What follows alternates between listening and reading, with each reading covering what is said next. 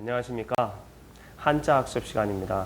오늘 첫 시간인데 이제 여러분들과 함께 같이 공부를 하게 될 오형민이라고 합니다. 여러분들 한자를 공부하는 것은 언제나 개별적인 낱개의 글자를 강제적으로 암기하는 그런 방법을 취해서는 안 됩니다. 그래서 여러분들과 함께 이 한자 학습 시간은 조금 더 체계적이고 효율적으로 한자를 좀 이해할 수 있는 방법, 그래서 다양한 접근 방법을 가지고 한자를 이해해 보도록 하겠습니다. 지금 먼저 뉴스나 신문과 같은 그런 시사와 관련된 그 신문과 같은 곳에서 나오는 한자어들을 많이 접하게 볼 테고, 그리고 나중에는 또 체계적으로 또 다양한 분야별로 또 유명한 문장이라든지 또 어떤 교과목이라든지 이런 접근할 수 있는 다양한 방법을 접근하고 또 실제로 한자를 이해해서 활용될 수 있는 다양한 한자 성어 그리고 어휘력을 누릴 수 있는 그런 방법들을 가지고 많이 접근하도록 하겠습니다.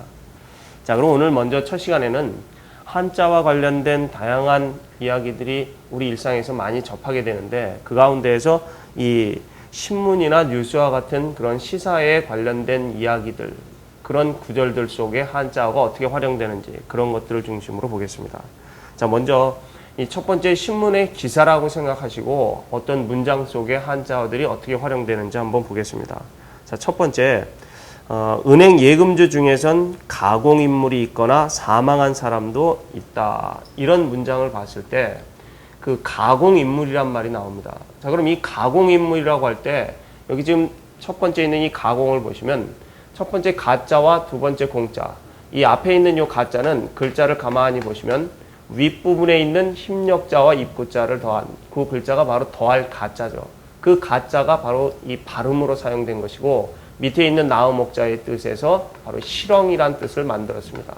그럼 이 실형이란 의미는 뭐냐? 실형은 요즘 많이 쓰이는 용어는 아니지만 그 예전서부터 집안에 어떤 물건을 올려놓기 위해서 이렇게 선반처럼 만들어 놓은, 나무로 거쳐서 만들어 놓은 것을 실형이라고 합니다.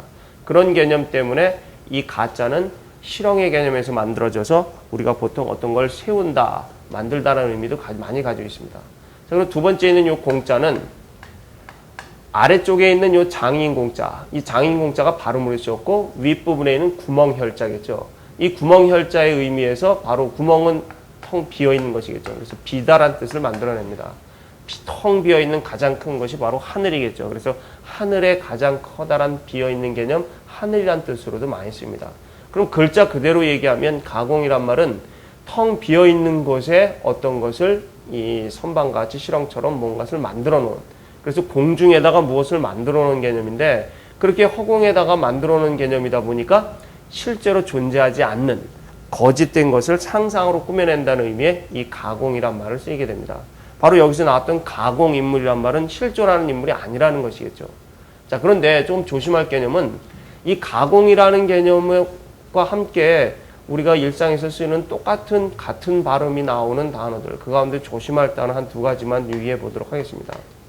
첫 번째 있는 이 가공이라고 똑같이 한자어를 쓸 때, 이 가할 가자, 뭐뭐 할 수 있다라는 의미, 뭐뭐 할 만하다라는 의미로도 많이 쓰이죠. 두 번째 있는 이 공자가 두려워한다는 뜻입니다. 그래서 이 두려워한다라는 의미 때문에 앞에 있는 가자와 연결해서 두려워할 만하다. 그래서 우리가 보통 가공할 어떤 두려움, 그런 걸 얘기할 때는 이 두려워할 공자, 공포라는 의미에서 사용되는 두려워할 공자를 쓰고, 또 다른 개념으로는 아까 실형 가자 위에 나와 있었던 더할 가자에 말 그대로 역시 장인 공자 그대로 쓰면 여기 있는 글자 두 개의 글자가 그대로 나온 것 같죠. 이 가공이라는 똑같은 발음으로 되는 가공이라는 단어는 더한다, 뭔가를 새롭게 만들어낸다는 의미. 여기 뒤에 있는 공자가 바로 장인이라는 의미, 장인이라는 의미가 바로 만든다는 의미겠죠. 장인 정신할 때. 그래서 더해서 만들어서 새로운 것을 만들어내는 그런 의미가 우리 가공이라고. 우리가 공장에서 물건을 만들어낼 때 가공식품 이렇게 얘기할 때이 바로 가공입니다. 지금 제시어로 나왔던 가공인물 할 때의 가공과 두려워한다는 의미의 가공할 만할 때의 가공, 그리고 가공식품과 같은 만든다는 의미의 가공, 글자 단어 의미를 조심하시기 바랍니다. 특히 이 가짜에서는 이 가짜가 우리 일상에 쓰이는 단어 가운데에서 여러분들이 이런 뜻으로 쓰인 거구나 라고 생각하면 이해하기 쉬운 그런 개념 대표적인 것이 서라는 이 책서자를 써서 우리가 책을 많이 쌓아놓고 그래서 그 책을 쌓아서 책꽂이에 꼽아놓은 그것을 바로 우리가 서가라고 말을 하죠. 그러니까 서가라는 개념에서도 이 가자가 바로 사용된다는 거. 뭐 그거 말고도 우리가 보통 많이 사용되는 용어 중에서는 어떤 만들다라는 의미 때문에 가설을 한다. 여기서도 그런 개념이었죠. 또 그 외에도 가설 말고도 또 어떤 다리를 세운다는 개념 때문에 가교, 다리교자하고 쓰는데 그럴 때도 이 가자가 세운다는 의미와 함께 다리를 세웠기 때문에 연결을 해준다는 의미까지 같이 사용되는 것이 가교 역할을 한다 그럴 때도 가자를 씁니다. 우리 일상 쓰이는 단어에서는 많이 사용되는 것이기 때문에 이 실언 가자는 잘 참고해서 보시기 바랍니다. 자, 그럼 두 번째 예문을 보겠습니다. 자, 두 번째는 세관 유명 상표 공매 물품 공개 매각이라는 허위 전단지를 제작해 세관을 사칭했다. 이 세관을 사칭한다는 사기와 관련된 그런 기사 속의 내용인데, 자, 이 매각이란 단어입니다. 자, 앞에 있는 요 매자 여러분들 글자 이해하실 때 이 매자와 조금 구별해야 될 것이 있죠. 이 윗부분에 있는 모양 자체는 선비사자 모양인데 좀 모양이 빠진 그냥 밑에 부분만 쓴 요 매자, 요 두 개의 요 매자를 잘 구별하시기 바랍니다. 위에 있는 매자는 우리가 팔다라고 얘기하고 아래에 있는 매자는 사다라고 말합니다. 그러면 이 두 가지를 구별을 해서 우리가 매매한다라고 할 때 이렇게 매매라고 쓰는데 어떻게 구별할 것이냐? 사실 특별한 구별 방법이 있는 건 아니지만 여기 있는 요 팔매자 윗부분에 있는 요 모양이 원래 고대 글자 사체에서는 요 글자 개념이 변화된 것입니다. 자, 바로 이 출자, 나간다는 의미의 출자죠. 나간다는 의미가 모양이 변해서 지금 요 모양으로 바뀌었기 때문에 나간다는 의미 물건을 가지고 있다가 바깥으로 판다는 의미가 되겠죠. 그래서 요 매자가 팔매자고 위에 모양이 없는 것은 사다. 이 재화와 관련된 조개 패자가 들어가기 때문에 이해는 쉬울 겁니다. 매매라는 개념에서의 사고 팔다 구별하시고 여기서는 일단 팔다라는 걸 확인할 수 있었겠죠. 자, 두 번째 있는 요 각자는 자, 요 각자의 개념에서는 오른쪽에 있는 요 병부절이라는 요 글자가 사람이 무릎 꿇고 있는 또 갈것자. 그래서 요 개념은 물리치다는 또 물러나다는 그런 의미로 이 각자가 사용됩니다. 그러니까 여기서의 물리치다, 없애버린다는 의미를 가지고 있기 때문에 매각이란 단어는 팔아서 없애버리는 그 개념이 바로 매각입니다. 그러니까 이 매각이란 단어를 이해할 때 여러분들이 항상 요 매자 조심하시고 그 다음에 매각이라는 건 팔아서 없애버린다. 그렇다 물리치다는 개념이 있기 때문에 우리가 대표적인 단어 이 물리칠 각자와 함께 요 똑같은 우리가 물리친다는 의미에 많이 쓰는 글자가 있죠. 퇴자가 있죠. 그래서 이렇게 퇴각이라고 쓰면 요 개념은 물리치다는 개념이 아니고 자기가 물러난다는 의미까지 사용되죠. 전투에서 이 군대를 갖다가 뒤로 물러나게 하는 것을 퇴각한다. 그렇게 말을 하게 되죠. 그 외에도 이 물리친다는 의미, 없애버린다는 의미를 가지고 있기 때문에 우리가 어떤 쓰레기와 같은 것을 다 태운다 그럴 때도 소각이라고 할 때도 이 각자를 쓰게 되죠. 그러니까 그런 글자의 의미들 잘 구별해서 알아두시기 바랍니다. 자, 매각이란 단어는 여러분들 이해하시기 좋을 겁니다.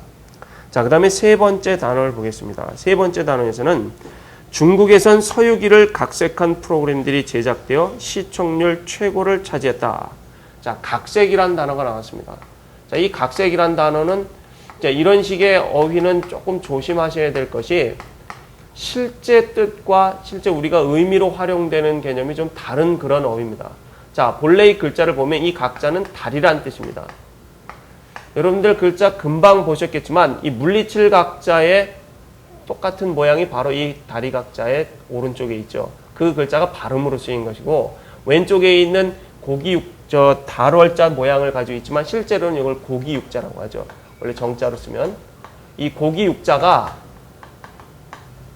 다른 글자의 어떤 변, 아래도 들어가기도 하고 발도 들어가기도 하지만 주로 변은 들어갈 때 이렇게 달월자 모양으로 쓰입니다. 실제로 한자 가운데에서 달월자 모양을 가지고 있고 다른 글자와 결합되어 있을 때 달월자 자체의 뜻으로 쓰이는 글자는 많지 않습니다. 대부분이 다 이 고기육자의 의미고 이 고기육자의 개념은 주로 사람의 신체 부위와 관련된 글자들이 대부분이겠죠. 바로 여기서도 사람의 신체 부위, 다리, 건너가는 다리가 아니라 사람 다리죠. 우리가 보통 여인들의 아름다운 그 다리의 아름다운 선을 얘기할 때 각선미라는 말을 쓰죠.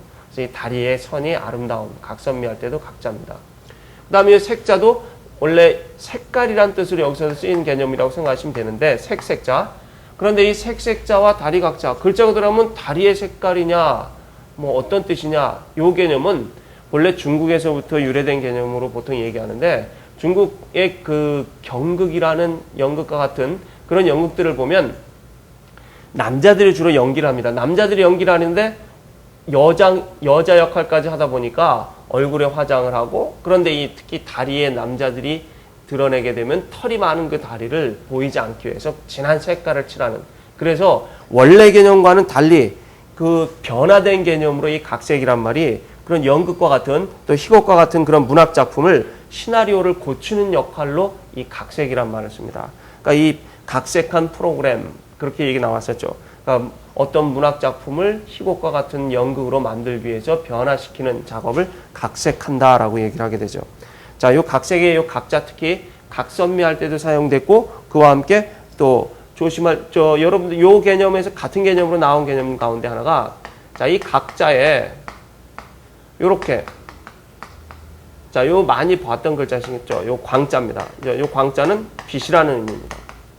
자, 이 빛광자의 개념은 여기 각광이라는 말을 하면 다리의 빛. 자, 이것 역시 연극의 개념에서 들어온 말로 얘기하는데, 연극을 하면 주인공이 앞에 무대에 서고 저쪽 옆에서 조명이 비치게 되죠. 그 조명이 그 사람의 앞쪽을 향해서 비치게 돼, 다리 향을 비춰야지만 얼굴까지 잘 드러나게 되기 때문에 이 다리에 비춰진 빛이다. 그래서 이 각광이란 말은 이 일반적으로 의미로 사용될 때는 많은 이 사회적으로 주목을 받고 많은 사회에서 이 인기를 끌고 할 때 각광을 받는다. 이렇게 사용됩니다. 자, 이 각자, 특히 아까 앞서 나왔던 매각의 각자와 이 다리 각자의 개념에 물리실 각자와 다리 각자가 앞에 부분에 달월자 모양인 고기육자가 들어가서 발음이 각자로 쓰인다는 것. 글자 잘 구별하시고 실제적으로 의미와 변화된 개념으로 쓰인다는 거 잘 이해하시기 바랍니다. 자, 지금 여러분들이 보시는 교재에서는 몇 가지 더 남은 예문들이 많이 있지만 지금 뭐 시간 관계상 이걸 모두 다 설명드리긴 어려워서 지금 몇 가지들은 조금 건너뛰시고 여러분들이 쉽게 보실 수 있으니까, 그리고 나머지 것들을 중심으로 지금 보도록 하겠습니다. 자, 그 다음에 7번째 보면 최근 성장세는 이탈자 없이 기존 직원들을 중심으로 한 신구 조화가 근간이 되고 있다. 자, 여기 근간이라는 단어가 나왔습니다. 자, 이 근간이라는 단어를 보시면 의미가 비슷합니다.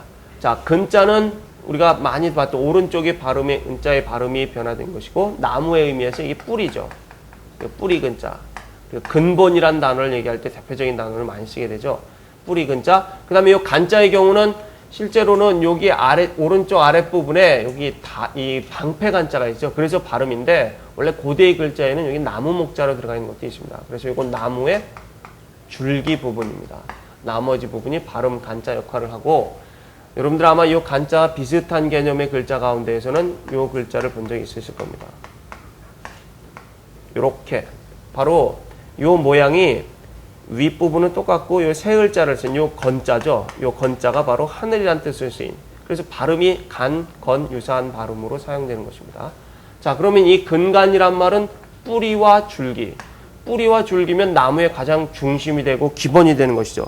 그래서 이 뿌리와 줄기 역할을 하는 중심, 기본이 되는 그런 개념, 바로 그것이 바탕이나 중심이 되는 중요한 것을 바로 이 근간이라고 합니다. 특히 이 간자의 개념에서는 줄기라는 개념에서 확대가 돼서 단순한 나무에서만 사용되지 않고, 물론 이것도 근본이라는 뜻으로 쓰이기도 하지만 이 줄기는 특히 줄기의 개념에서 중요한 개념이다 보니까 이 어떤 조직이나 기관에 중요한 역할을 하는 간부라는 개념으로 많이 쓰입니다. 그런 중심 역할을 하다 보니까 간부의 개념에서, 자, 한번 글자를 한번 써보면 이렇게 요 부분 부자를 써서 어떤 그 부분 부서의 중심 역할을 하는 사람, 그걸 간부라고 얘기하죠.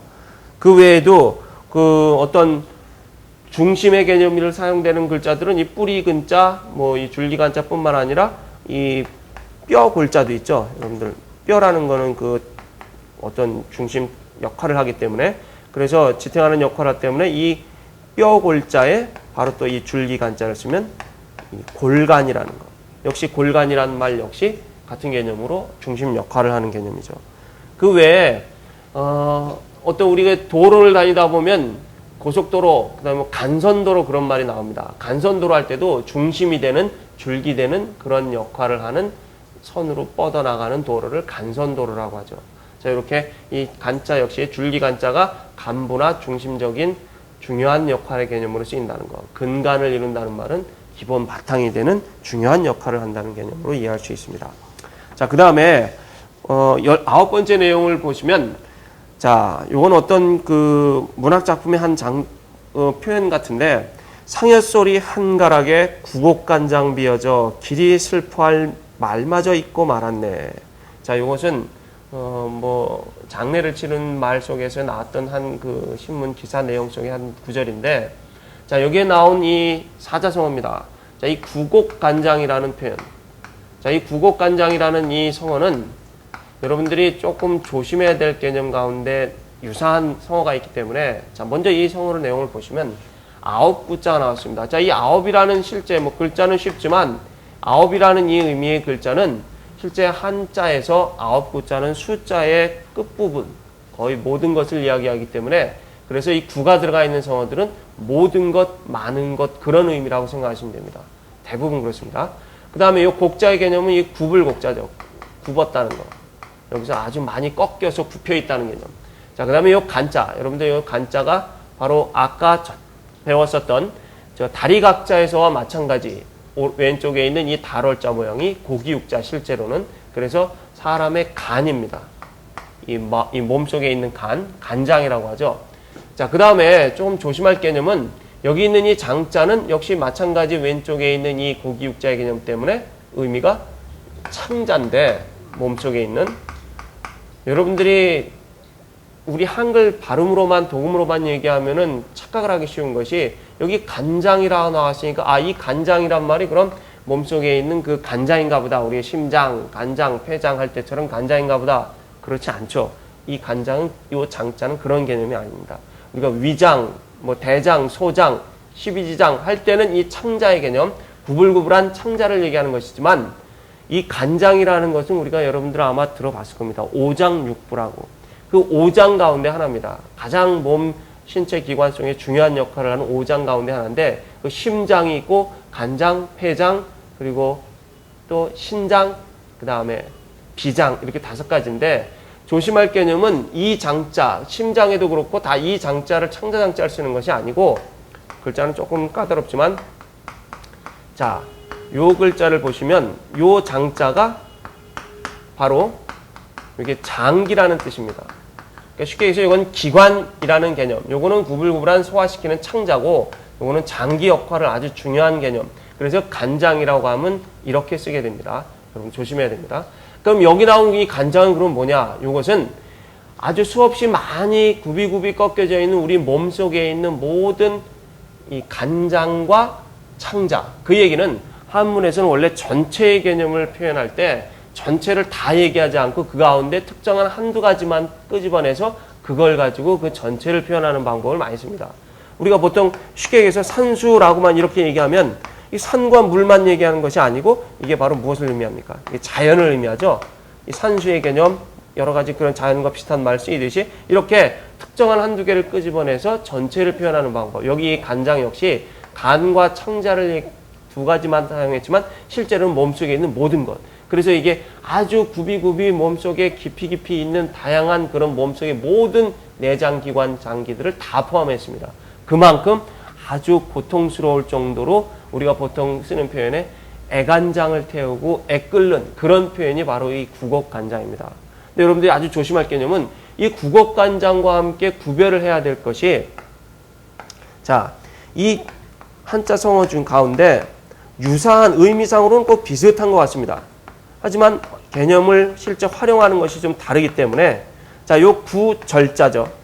요 절자는 꺾는다는 뜻입니다. 꺾였다는 뜻. 그 다음에 양자에 역시 마찬가지의 요 창자장자. 그러면 아주 수없이 많이 꺾여져 있는 양의 창자다. 그러니까 수없이 많이 꺾여 있는 양의, 요번에는 양의 창자라는 창자만을 얘기하고 있죠. 그러니까 그만큼 다른 거를 복잡하게 여러 가지 얘기한 것이 아니고 창자만을 얘기해서 아주 수없이 많이 구불구불 꺾여져 있는 몸속에 있는 창자, 그것을 가지고 바로 산이 첩첩산중이 깊고 깊은 산 봉우리 계곡과 골짜기들이 있는 그런 곳을 표현할 때 이 구절양장이란 말을 쓰게 됩니다. 그러니까 구절양장 산을 넘어간다 이렇게 표현할 수 있고 구곡간장 애태운다 이렇게 표현할 수 있습니다. 그러니까 이 두 가지의 성어가 글자상으로서나 내용은 얼핏 봐서는 비슷한 것 같지만 활용하는 것이 다르기 때문에 아주 조심스럽게 잘 보셔야 됩니다. 자, 그 밑에 나머지 부분들은 여러분들이 내용을 하나하나씩 읽어보시고 교재를 보시면 쉽게 이해하실 수 있을 겁니다. 자, 그럼 다음으로 넘어가도록 하겠습니다. 네, 그럼 이번 심화 단계 부분 내용을 보도록 하겠습니다.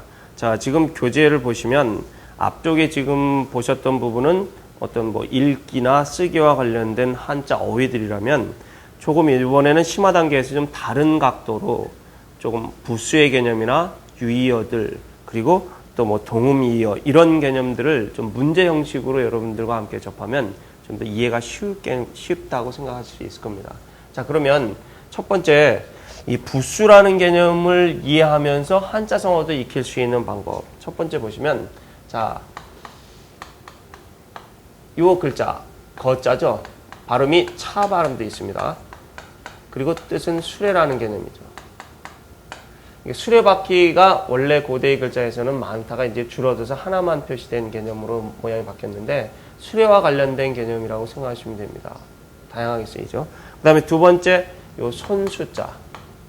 자, 요 손수자의 개념은 뭐 글자는 쉬운데 여러분들 뭐 다 아시겠지만 다시 한번 확인하면 다른 글자들의 변 속에 들어갈 때는 이 모양이 요렇게 변하는데 요 글자의 모양이 보통 제주 제자와 비슷해서 제방변이라고도 얘기하지만 그냥 손수변이라고 생각하시는 것이 더 이해를 하는 것이 좋습니다.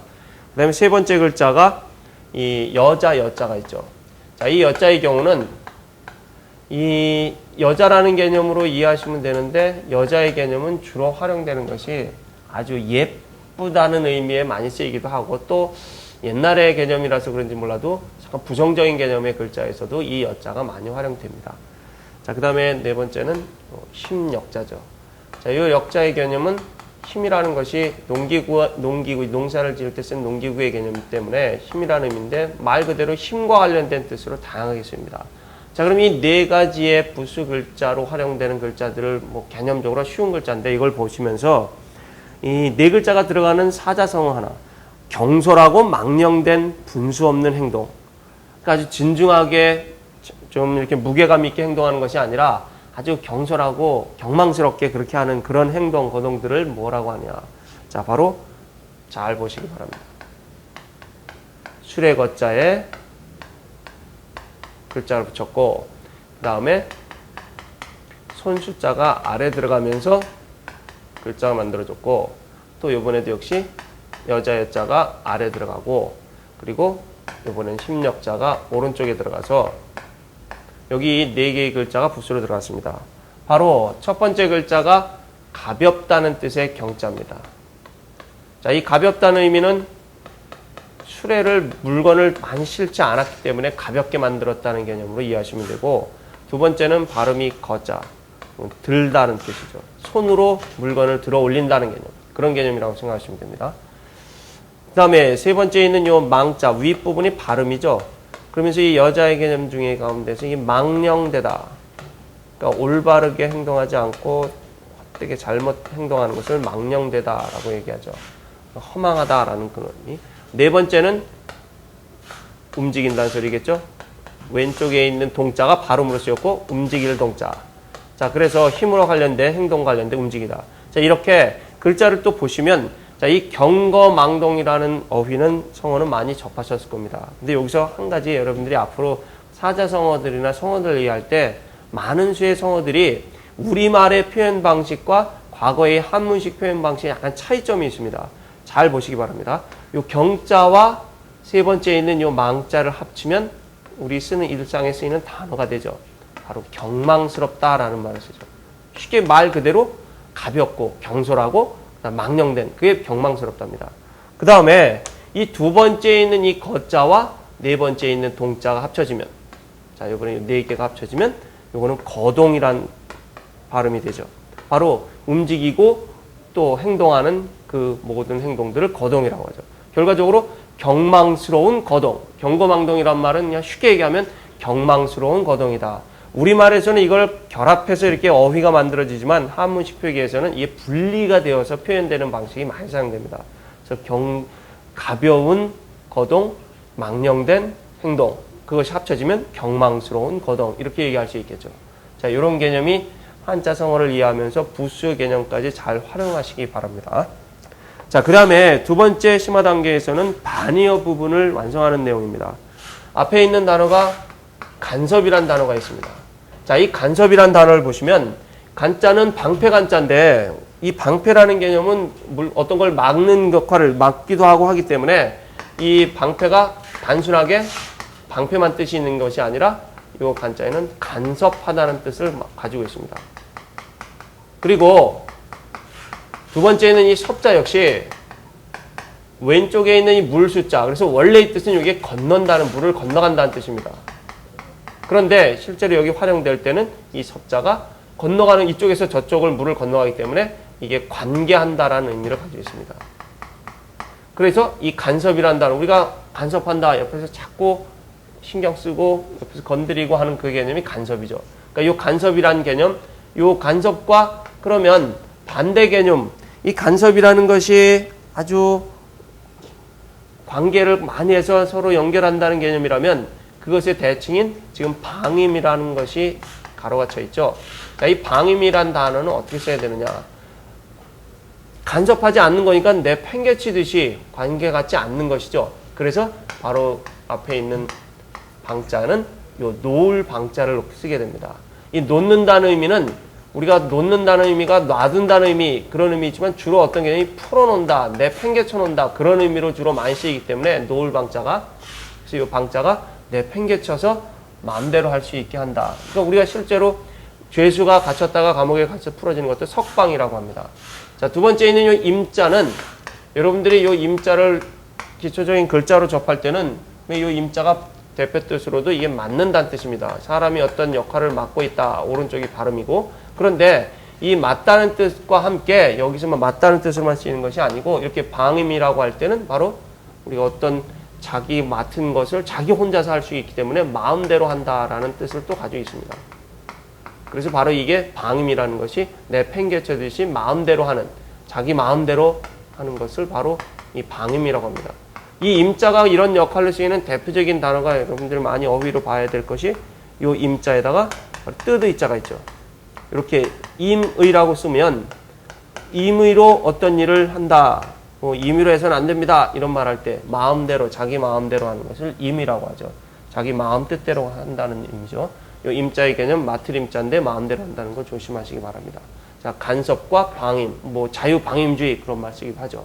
자, 마지막 심화 단계 부분에서는 동음 이의어가 나왔습니다. 지금 우리 한글 발음으로 경비라고 되어 있는데 경비하면 여러분들이 아마 떠오르는 것이 아파트의 경비, 또 어떤 그 다음에 어떤 물건을 사거나 어떤 일을 하는데 들어가는 비용의 경비, 그런 단어들이 생각나시죠? 그 두 단어를 좀 구별하셔야 될 것입니다. 그래서 경계한다는 의미의 경비, 글자를 가만히 보시면 이렇게 쓴 이 글자는 바로 공경할 경자죠. 이 공경할 경자가 발음으로 쓰였고 그 아래쪽에 말씀한자를 써서 어떤 언행으로서 경계를 한다는 의미, 조심하게, 조심스럽게. 그 다음에 비자는, 경비의 비자는 요 갖춘다는 뜻이죠. 갖춘다는 의미는 어떤 미리미리 준비한다는 개념을 가지고 있기 때문에 그 의미도 역시 지킨다는 개념. 그래서 이 경비가 바로 이 원래 요 경계한다는 말과 그리고 갖춘다는 의미에, 준비한다는 의미에, 지킨다는 의미까지 포함된 두 가지 개념이 경비. 경비 초소, 그런 걸 얘기할 때 경비죠. 반면에 이 경비 말고 아까 말씀드렸듯이 어떤 일을 하는데 드는 비용, 경비가 얼마가 들었어 할 때, 그 경비할 때는 이 앞에 부분에 있는 경자가